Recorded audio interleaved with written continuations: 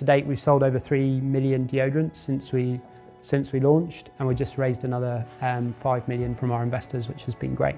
In order to grow fast and be successful, you're going to make mistakes and you're going to do things wrong. Entrepreneurship it's not easy, and joining a startup, it's not easy. This is The Summit by Fearless Adventures. I'm Dominic McGregor, and every week my co-founder David Newns and I will be talking to inspirational leaders about their experiences as they strive towards their summit. Welcome to The Summit. We're here today to talk to inspirational leaders about their professional and personal lives and everything in between. Today we're joined by Fred, who was the Marketing Director at HelloFresh, part of the founding team, and has recently built Wild, which is an eco-friendly deodorant business. So yeah, welcome Fred. It's no pressure. Yeah, no pressure. Welcome. Talk to us, you were Marketing Director at HelloFresh. How did that come about? How did you start that journey and what inspired you about that? Well, firstly, thanks very much for having me, guys, and definitely in awe of you guys and all you've achieved. So I think I've got a long way to go before, but good to be on the same table at least. So yeah, just to give you a bit of background on me, I'm the founder of Wild. Wild's mission is to remove single-use plastic and unnecessary ingredients from people's personal care routines. And prior to starting Wild, as you mentioned, I was one of the early employees at HelloFresh, completely by chance. So to give you a bit of context, I left university, was kind of scratching around for a job and failed to get into any of the traditional big corporates, failed all the kind of psychometric tests or sort of whatever. So I was kind of forced down into thinking a little bit more entrepreneurial, and kind of felt like sales skills was something that could be a strength of mine, not really knowing. I'd done history at university, so that wasn't much use. So I actually jumped into a small drinks company called Firefly, and my job was to go around shops and sell in these natural drinks, fill my backpack up, fill it with ice packs, and go from shop to shop around London trying to flog these natural drinks. From that experience, I learned quite a lot, and I enjoyed sales and was relatively good at it. And when I did get to the office, I was like, God, startups are cool. They had this amazing office in the middle of Bishop's Park. I was like, this is the coolest thing I've ever seen. I definitely want to work in startups. And so, at that stage, I was like, well, food was kind of a passion of mine, and I wanted to get into one of the up and coming startups in London, and applied to this sales job at HelloFresh. And I always say the best thing about startups is they've got no money for recruitment. So if you're lucky enough to find a job ad for a startup, you're probably one of the only people that's applying for it. So I think 5 people applied to this job, 2 dropped out. 1 was totally irrelevant. So they basically had to hire me. When you say, direct people know HelloFresh now, what was the company in that state? When you say startup, let's just tell people. So, literally when I came in for an interview, they didn't have, I had to sit on a box, and I turned up in a suit, because I've always been told, like, you got to go to an interview in a suit. And there were guys, like 3 people, basically, boxes everywhere. HelloFresh boxes? They weren't branded at this time, they were just non-branded. And they were doing what they call the repack in the boardroom. So the boardroom table looked like a cocaine den because they were repacking flour into small sachets. So they're literally sending out 20 boxes a week. And this place was absolute chaos. They'd rented this office on like top of a massive tall building. The building was kind of being demolished, so the lifts didn't work, but the rent was like super cheap, so you had to like walk all the way up and all the way down. Chaos. So real startup kind of stuff, and I loved the energy and kind of could tell that there were some pretty talented people, particularly Ed, who was my eventual boss. They kind of had a clear vision and they knew what they wanted to do, and I thought, look, worst case scenario, I learned a lot from this experience, and I realised that I'm not cut out for startups, or recipe ins and ingredients is a rubbish idea, or best case we can, I never thought what would then happen did kind of happen, but thought, well, I'll learn a lot, and it'll be a lot of fun. Amazing. So at that point, did they even have a brand? What did you have to start with? They designed their logo on clip art. Right. Is the same one that's still there? Is that still a thing? So just to give you a bit of context about HelloFresh, it was a Rocket internet business. Yeah. Yep. And Rocket's idea was to like find good business models, copy them, and take them to countries they haven't been introduced to before. And typically that was finding big American, so like copied Airbnb, copied some other big ideas. But this was actually different. This was a model from Sweden, and it had something like 4% household penetration in Sweden, recipe boxes, and then they didn't exist anywhere else in the world at that time. So they said, well, that's a really interesting idea. Let's take that idea and launch HelloFresh. And they launched in Berlin first, and then quickly after that in Amsterdam and London. And it was kind of like, well, let's try a couple of different markets. And Rocket, I think, give you a couple of million quid basically and 6 months to prove that it works. And if you prove that it works, then there's quite a lot more capital that they'll get behind of it, but they're very ruthless. I think in my time in the UK, we ended up being in a Rocket office, and companies would come and go every week. It was just kind of bit crazy in it. So sort of survival of the fittest, and there were moments where it was very 50-50, where the HelloFresh would kind of go from that kind of promising with some encouragement and then really take off. And actually we have the Netherlands, figured it out first and started going really well, and then from there, the whole business started to gain some momentum. So that's your kind of like foundations into business. Did you ever feel like you were an entrepreneur at that point and you could make the jump to being the person in the boardroom packing the packing the herbs and spices? Yeah. No, not at that stage. I think I just felt like I was going to throw everything into it. So my job was to go to sales events. So I went all around the country with a couple of roll-up banners, and I would be selling people recipe boxes and trying to get them in to kind of sign up. And that just happened to be the only channel that worked for us. So I became quite important in the business because I was running the only marketing channel that was being successful. But certainly at that stage, I was just like all about learning, all about where can I go, and felt pretty like there wasn't a lot of job security, and I was always like, well, they'll bring someone in on top of me, or of course they want someone to get experience. But where I was really lucky is every time there was an opportunity to step up, they said, look, we're not going to hire someone, we'll give you a couple of months to like run this bigger team, so don't just do sales, why don't you take on marketing? And then marketing can have brand, performance, CRM, start to kind of build that up. And in the end was running a team of like 25 people by the time I left, and was still kind of running that whole thing. So when that journey was that kind of catalyst of, it's my time? So I think the first time actually that I started to think about that, I read an article in a newspaper, and it was talking about all the innocent alumni and what they'd gone on to do, and the people that had been early in that journey in the first 5-10 years had all gone on to create some incredible kind of businesses sort of beyond that. And I sort of started to think, well, what's interesting is clearly if you're in a really successful business and you see that on the front line, you can then start to learn and kind of apply that and go into your own thing.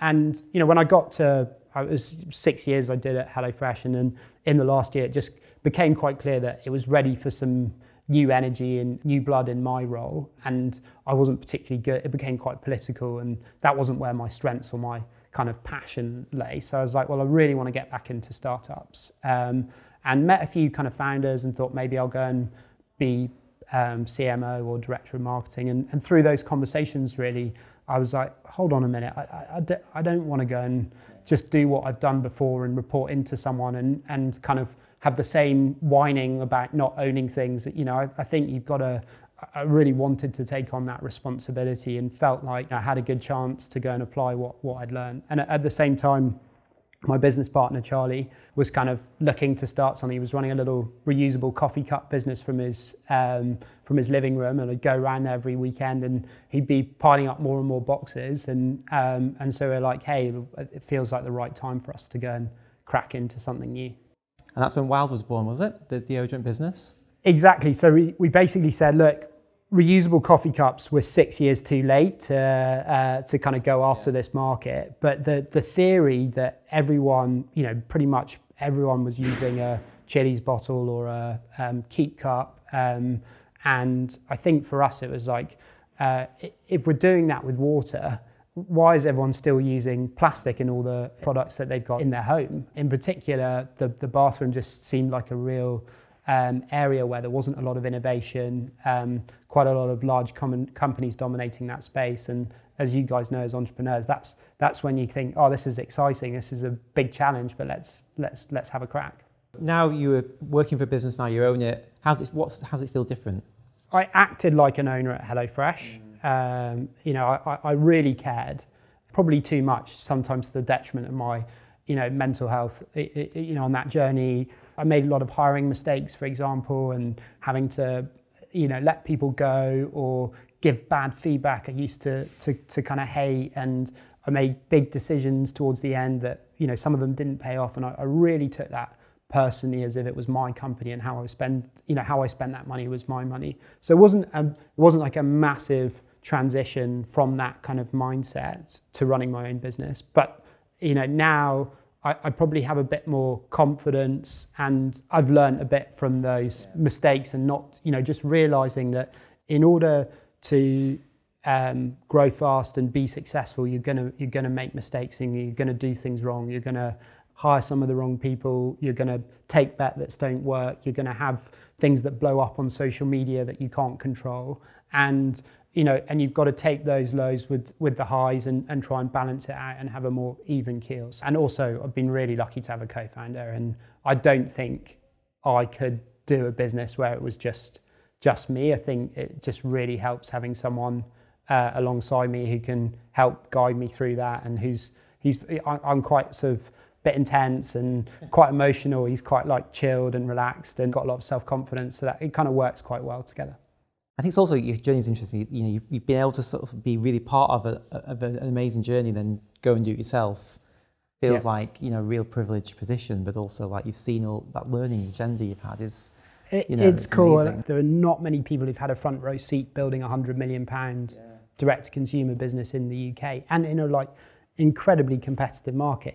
Gusto are now 1.5 billion, valuation business, and there's some great executors there. So, but what that forced everyone is, you're bringing in good talent, you are fighting, and you're kind of learning how to perfect the game, and that definitely has helped us. How do you think being an entrepreneur and the kind of resilience you need affects people's mental health? And have you seen that firsthand? Yeah, I have. I mean, I would say that food is the most stressful business you can do as an entrepreneur, because you've got stuff live in your supply chain 7 days a week, and chickens moving through that, and if they get stopped at some point or it starts going off, or we were working, the whole leadership team for a number of years were working all the time, because we get phone calls the weekend. Okay, 500 customers next week aren't going to get this. What's the email communication? What's the SMS strategy? What's the customer care strategy?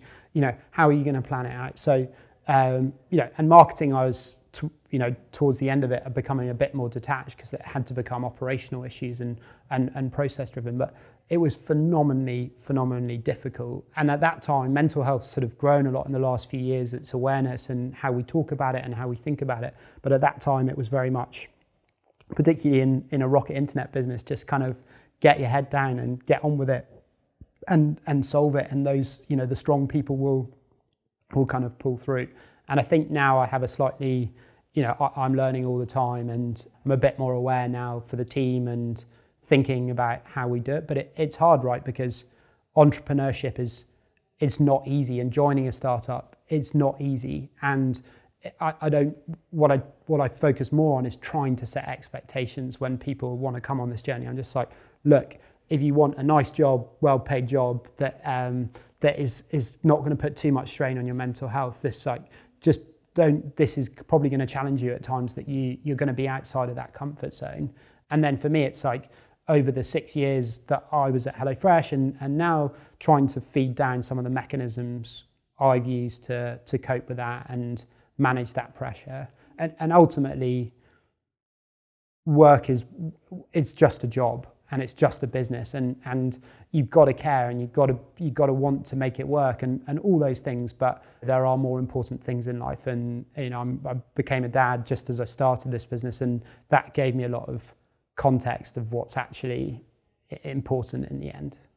That's been such a common thread from people talking about kind of their motivations. I think what drives people, and I think everyone who's come on and had kids have said that kids have helped them realign their focus, because maybe when they were younger they were spending more misguided time chasing things for the wrong reasons rather than chasing what they should be doing.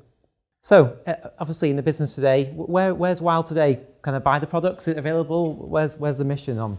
Yeah, so we're about 2 years in since we kind of properly launched in April 2020, the week we went into lockdown. Gosh.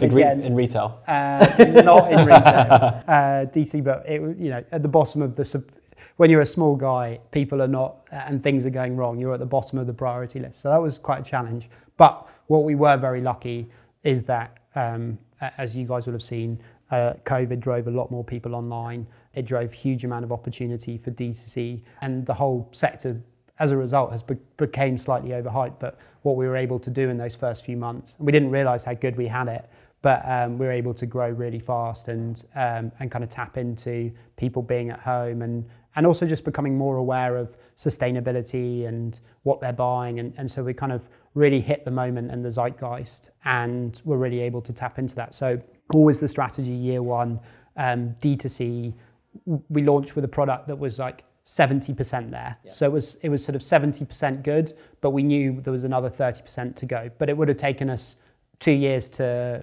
get there if we just done it through traditional. So it was sort of more launch and then use that feedback, use that insight to just keep refining and improving. And we're still doing that today. And I think that's where D2C can be a massive, massive advantage for high growth kind of companies. And then last year we launched also into retail, so launched into Sainsbury's on the Future Brands program, Waitrose and Boots. So it's kind of a multi-channel strategy now, and also kind of expanding in Europe. So in a couple of European countries now, which has been good. And yeah, I think to date we've sold over 3 million deodorants since we launched, and we just raised another 5 million from our investors, which has been great. So, a lot of entrepreneurs here are building brands right now. What would you say you need to do to build a brand in today's world? What's important? Good question. I think there has to be essences of you that come through that. So for Charlie and I think we felt we wanted something, we felt like the eco space was really well catered for.